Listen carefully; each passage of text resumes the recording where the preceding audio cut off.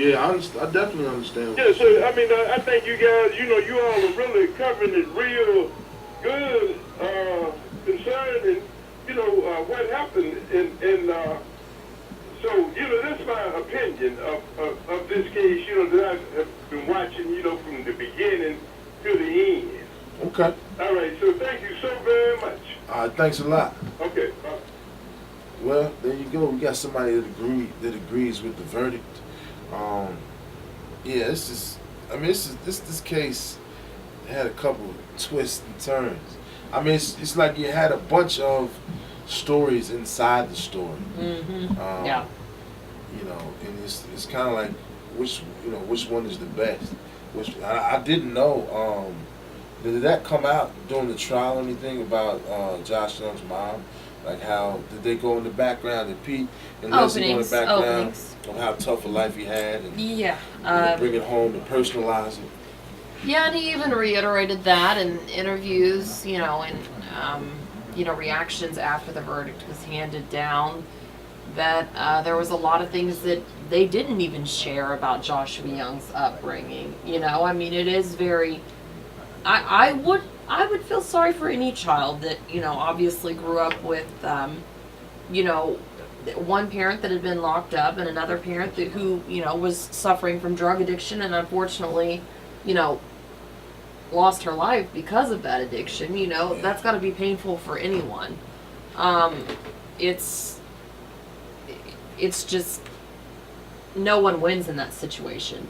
But does that necessarily mean that he was, I guess, not necessarily born, but brought up to be a murderer or a killer? I don't think so. You know what I mean? Like I said, we'll never know, but he was found not guilty of the crime. But there is no doubt he did grow up with, a hard life. Yeah, no doubt. And I heard, this is a side thing, he looked like a kid. Well, he was a kid, but he had like a baby face. Oh, yeah. Somebody said that if you let him talk, his voice was pretty deep. Did you ever hear him talk? No. No. Okay. I did not see very much emotion displayed by him until the very end when he raised his fists up in the air when they said he is not guilty. I think he was just, put his hands up and then just put his head down on the table. And it's kind of like, to me it looked like he was thanking God, but, that's just the way I interpret it. I really don't know, but I'm sure I would be if if I had spent the past 2 years of my life, as a teen, in a juvenile detention facility, and I was fine. If I was, innocent, if I was an innocent woman, and I, was finally after 2 years of having to endure something like this, if I was finally told, okay, you're a free woman, I'm pretty sure I would be raising my fists in the air too. But throughout the trial, even when Josh Gowker took the stand, he did not even look at his son. When the jury asked if he loved his son, he said, well, I know this is going to make me sound monstrous and expletive, but, I didn't really know him. You know what I mean? Wow. And I was just thinking to myself, my goodness, he's in the courtroom, he can see you, he can hear you. He didn't even glance at him when he walked in there. It was really, sad. I mean, for a teenager, and who knows if they'll ever rekindle their relationship or not. Wow, that is crazy. We've got a call. Hello, caller. Hey, Brandon and Paige, it's Stephon. How you guys doing? Hey, what's up, Stephon? Hi, Stephon. Hey, the thing that struck me, and Paige covered this a lot more than I did. I was just there one day kind of to be Paige's assistant, but Paige mentioned him not looking at his son. When he walked in the courtroom, Josh Gowker never even glanced at his son. And typically, if you cover arraignment, stuff like that, his family members have only been separated for a few days. The first thing they do is look at their loved one and smile. And I thought he would go look at his son and smile, and he didn't. The other thing that struck me is that he couldn't even filter himself in the court of law. In fact, it's like he didn't respect the judge, the bench, the court, or anything. The officers of the court, he would still Josh Gowker. I mean, he spoke his mind, and that was a little bit surprising for me. I don't know if it shocked you, Paige, but in just covering cases, I mean, you get people when they get in front of the judge and they tend to clean it up. but he did not edit himself at all. No, he definitely did not, and he really did not seem to care, you know, what he said and did in front of God and everyone. I mean, he just really, like you said, he didn't clean it up in the courtroom. He didn't care. He didn't have respect for any of that. I mean, I was appalled, and I'm surprised that, you know, Judge Willett didn't, you know, tell him to calm it down or take, I guess, a firmer hand. But I mean, he already expressed to him the way he felt when he was sentenced, you know, 2 weeks ago, saying, I hope I never have to lay eyes on you again. And I'm sure he wasn't happy having to lay eyes on him when he testified in this trial. But they did keep it as short as possible. I mean, they had a lunch was delayed because they were saying, we want to get him back to prison, we want him to come in, we want him to testify, and we want him to get out of here. Yeah, wow. Maybe that's what the judge expected that, because I was surprised the judge didn't call a timeout or a break and say, hey, you got to clean it up. But maybe that's what they expected from him. And it was almost laughable to see him raise his hand and swear to tell the whole truth. And the truth, because this guy said multiple times that he's a liar, he's a sociopath. Yeah, he said, I'm a liar, you can't believe anything that I said, except for after arraignment. I mean, because he, like I said, he made that very clear, but he referred to himself as a liar and a monster. A liar and a monster, and so did many other people, and I don't know if maybe he's proud of that. Of course, you know, he seems to be, I mean, he was very vocal about the fact that he did this, and it seemed like he took pride in it. He asked repeatedly to see pictures or to see Troy Zwicker's dead body. I mean, he just it's sickening, I mean, in my opinion, to think that any kind of pride would be derived from someone from accomplishing something so heinous. But I mean, I genuinely think that he has a lack of concern for anyone but himself. Like, he doesn't care if he's disrespecting the courtroom. He doesn't care if he's disrespecting his family. He doesn't care if he's disrespecting the judge. He just... Go ahead. It's easy for him, I mean, for people with his conviction, because he was such a monster. But then with Josh Young, I posted the WDRB News Alert on Facebook, and people started fighting because there were some people who said, oh, well, he belongs in prison. And then other people said, well, he's just a baby. And so, you know, you have people on both sides of the issue with Josh Young. But with Josh Yocker, I think it's cut and dry. Everybody agrees that the best place for him is under the jail. Oh, yes. Definitely. Well, I'll hang up and keep listening to you guys. You guys have done a great job. Have a great day. Thanks a lot, Stefan. Thank you, Stefan. We still have another. We got another call. Hello, caller. Let's talk it over. Hello? Yes, ma'am. Okay, I have a question. Okay. I just called in late. But the question I want to ask is about the father. You feel like that he's acting like a little kid? He's more like a teenager than a grown man, and using drugs with both of the stepson and the son. And then when I saw the size of the pants in the paper of the one that was killed, and the size of the guy, the young Josh, how he would be able to do what he was supposed to have done to the stepbrother. As far as, I guess, well, I'll defer to Paige on that one, as far as, you know, his actions. Yeah, he sounds like a little kid that's really immature instead of a grown person. I can see how you can see that. At 33. Well, I mean, I don't know. I think it's immature to have a genuine lack of concern, disregard for your behavior. I mean, that's childlike, right? People say children say and do whatever they feel like doing. I mean, and that's what he was doing on this stand. He was like basically up there saying expletives to the nth power, and then just saying, here's what happened, and oh, I'm gonna laugh about it. Yeah, I abused this animal. Oh yeah, that's what happened. I mean, it was just so bizarre. It's like, I can't believe you thought that was funny. And even Cassie Galper, his first cousin through marriage, neighbor, and sometimes lover, said, you know, originally she thought when they came to her with this information, with this supposed blood-stained bat and clothes, she was like, you know, I thought it was a joke because they had a sick sense of humor. And that could even be seen as childlike, because maybe not even childlike, but just very bizarre for anyone to have a sense of humor to where anyone would think that was funny. Listen, I'm going to hang up the phone, listen to you on the radio. The man, he says, you sound like a little sick kid to me. Okay, thank you. Thank you for your call. Yeah, I mean, I guess you could. Yeah, it's just a weird thing all the way around. It's You said it. and it's because a lot of times you hear in trial about and in news stories about how rough a person's life was and how you should feel bad for them. But I don't see. Did you find it hard to feel sorry for Josh Young with all that he went through and his family situation and his parents? I think I'd feel sorry for anyone in that situation. No one asks to have something like that happen to them.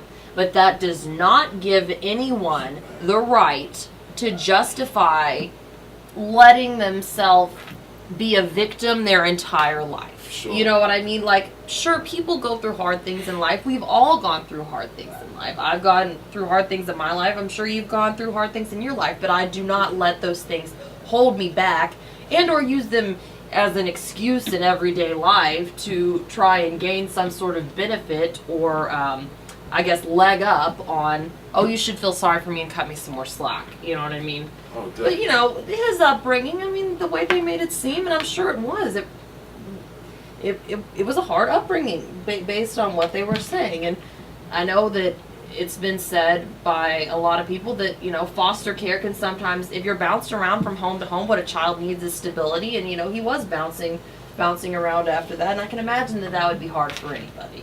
So, but I'm also a compassionate person. So, of course, I'm going to initially feel sorry for anyone, because I know that everyone says innocent till proven guilty. But I really do feel most people are quote unquote guilty until proven innocent, if you will. Oh yeah, no doubt. There's a lot of skepticism.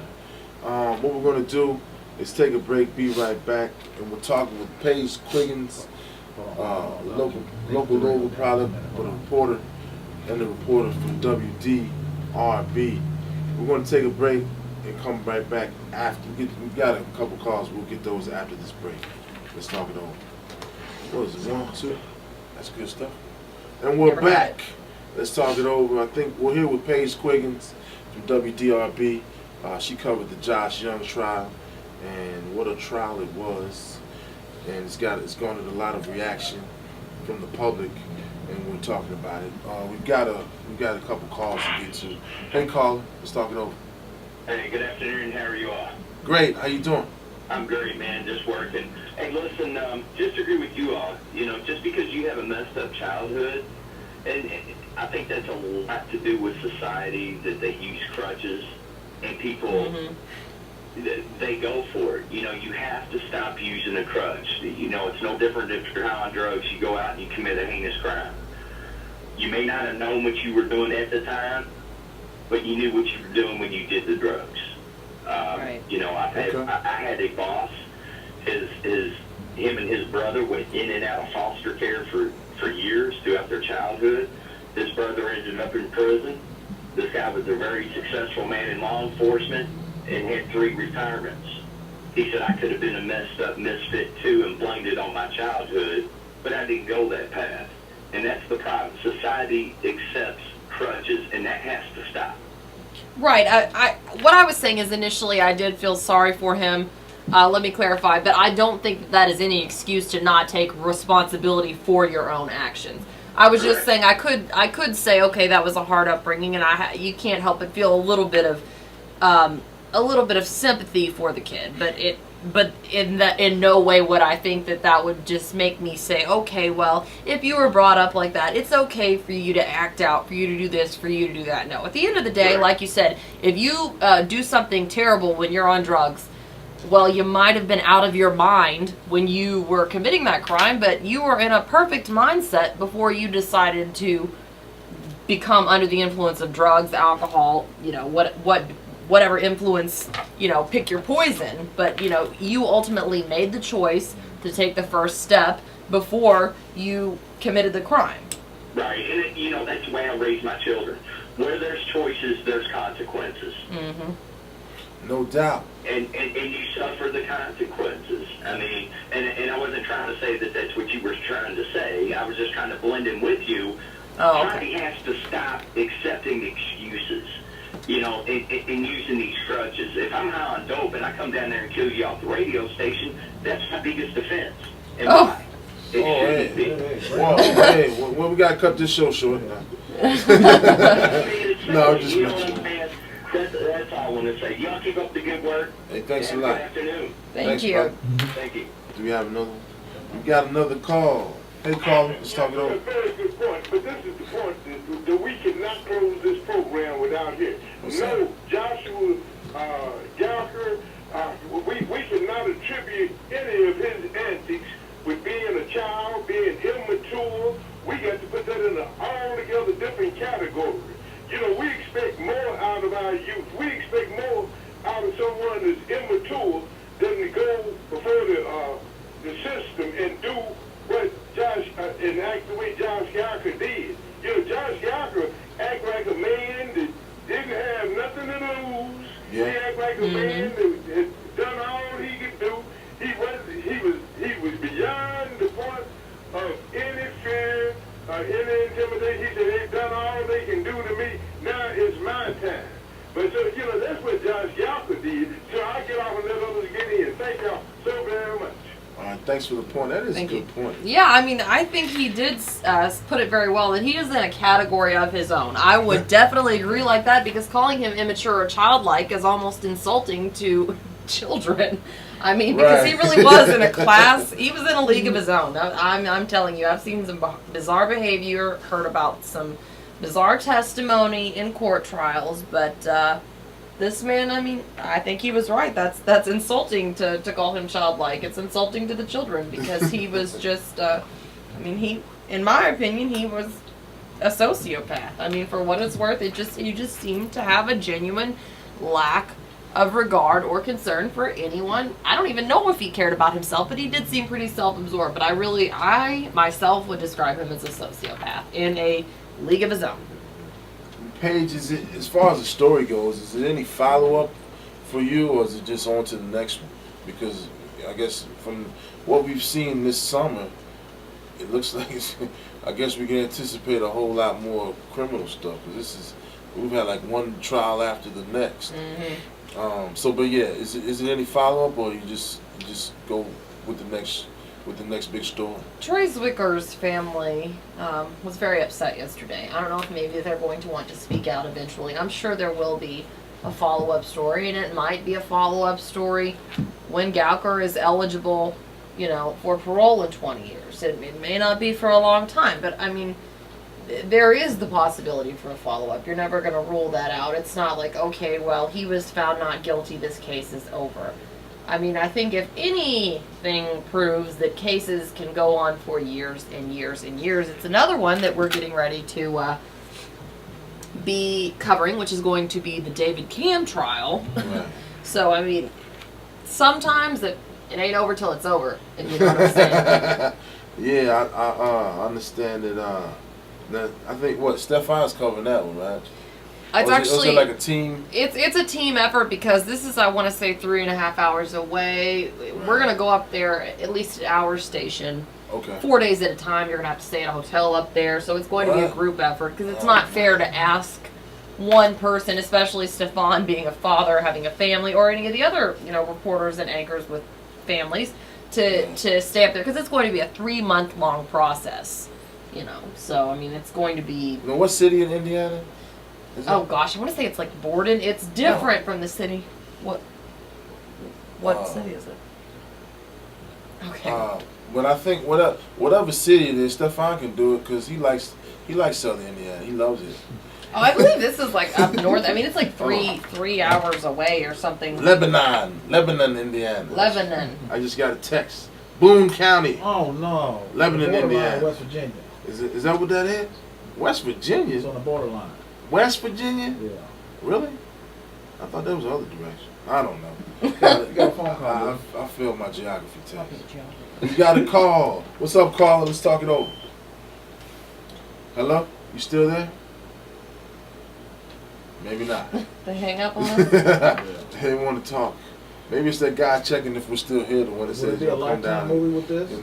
and hurt us all. Would it What? be a Lifetime movie? Lifetime. I don't know. I think this has got better facts than Lifetime movies. This might be like I don't know, straight to HBO. 48 Hours Mystery. I 40, mean, yeah. well, it's not really a well, it's still a mystery to me. Yes. I mean, it really is still a mystery to me because I for one really believe that because of the lack of evidence in this, no one is ever going to really know the truth. But Josh Gowker has said, I did this, but he's also referred to himself as a liar. Right.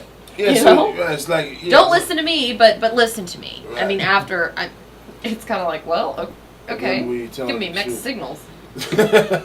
And I guess that's the weird thing about it. You look at the people gravitate to these trials and the facts surrounding them and what happened before. People try to play, I guess, living room couch sleuth and figure out, hey, this is what happened. I like that term there. And this is like Monday morning Monday morning quarterback or whatever. But they try to get it and put the pieces together. But it's crazy because the lawyers that try the case can't put it together. The judge, he or she just kind of rules on the evidence, and it's up. And then you give it to 12 or 13 strangers who hearing it for the first time, and everybody that's watching television thinks that they know more than the jurors know. And the last couple high-profile cases, everybody thinks they know what happened, but it's kind of split down the middle, 50-50 of what the opinion is. That's true because it's basically impossible. My job as a reporter is to pick and choose the information that is the most relevant and organize it in a non-convoluted way so that a reader can understand it with a very convoluted case, I guess you can say. And it's obviously the prosecutors in this particular trial have said, we knew from the beginning that this was a very tough case. And obviously, police did have enough evidence to indict Joshua Young, to, try him as an adult, so they wanted to do the best they can to get justice for Trey Zwicker. But unless you're inside the courtroom 100% of the time, you're not going to get the full scope, and that's only going to be the people that come in there. That's only going to be the judge, the attorneys, the defendant, and anyone who witnesses the trial. Because sometimes the viewer, the reporter even, knows more than the jury. They actually do, because for appeal purposes, sometimes they will bring stuff into evidence on the record so that it can be used for an appeal later on, but the jury's never going to hear the testimony. So sometimes the viewer might actually know more than the jury knows, and the jury will find out once they're off the trial, and then they can read up or listen to any of the coverage that was done while the trial was going on, which obviously they couldn't listen to when they were a juror. Definitely. And we're coming to a close. Pages, in the last couple of minutes, I know you have your family here, and they're listening to you. Do you want to give any shout outs or anything like that? Say anything that's prophetic? Prophetic. Well, of course, I'm so thankful that my family decided to come here today. I have my grandmother and my mom here with me today, and I want to thank Stefan for sending me your way, and obviously, letting it be known that I obviously had a lot of insight on this case. And I know you were saying earlier this received national attention, but the first few days I was covering this, I got contacted internationally from Fuji TV out of Japan. They contacted me out of New York City, but I did a Skype interview which was aired in Japan because they cover high-profile cases. I mean, that's how many people had eyes on this. It's just absolutely crazy. It's mind-blowing to think that many. But I think that many people care about when such a terrible crime happens. People want to know why. So Paige Quiggins is internationally known and locally respected. But yeah, we appreciate you coming down, most definitely. Oh, glad to be here. You're welcome anytime, and especially when you have a big story, and your mom and grandmother can come on down and support you. That's great. And we definitely appreciate Stefan Johnson for making it happen, putting us in contact with Paige Quiggins, great reporter at WDRB. you know, man, I guess it is. The next one is it's on to the. Well, you're going on vacation, right? But I guess when you get back, vacation. Well, not until tomorrow, but you know, you get in the mindset ahead of time sometimes. early, yeah. And then when you get back, I guess it's David Camp. Yeah, it should be going on. You know, when I get back. I mean, I'm not sure if I'm going to be covering it, but they're trying to be fair and not making someone stay up there for 3 months at a time. So we shall see. But I know Stefan's covered that heavily in the past, so I'm sure he will be assigned to that at least at some point. But it's all kind of a crapshoot. But they try to be fair, at least at my station, and not make someone live in another city for 3 whole months, you know, half a week each month. So. And it's appropriate to be fair because this is August. The fair's in August. Oh. But I laugh at my own jokes. But that's fine. You gotta laugh at yourself sometimes. Nah, we appreciate you coming down. We appreciate this is gonna be on YouTube. Blu Boi Entertainment is doing the filming, and I hope you have a steady hand over there. Because he was talking about how he went to college with Paige. Yes, he did. He did. We had video class together. Oh, one shout out to Professor Ralph Merkel. He knows both of us, so he's one of the reasons we are where we are today. So. You never said anything about the Professor Lavelle. Oh man, that's horrible. At least somebody loves the professor. Gee whiz. I had some other great professors at U of L too. I just want to say that too. But as far as video is concerned, I met Lavelle in video class with Ralph Merkel. All right, cool. And we thank you guys for listening out there in Louisville as usual. We love you. Stay good, stay cool, and have a great weekend, whatever you're doing. And until next week, you know what time it is. Every Saturday, 5 o'clock. It's your time, it's my time, it's our time. It's peace and love. Let's talk it over. How doing? It's Brandon Lawrence, and check this out. This is what we got for you. Thank you so much for having me.